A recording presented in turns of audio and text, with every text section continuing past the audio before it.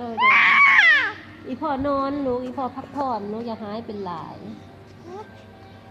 พ่อพักผ่อนลูกพ่อพักผ่อนเอ้ย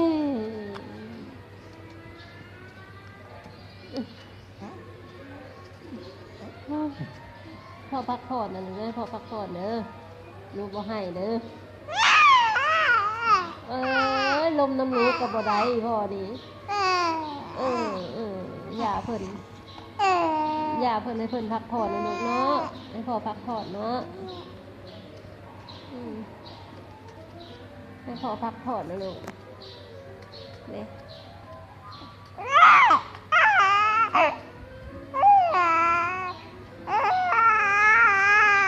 แม่โทรให้เลยเด้พ่อบ่ฮับเอง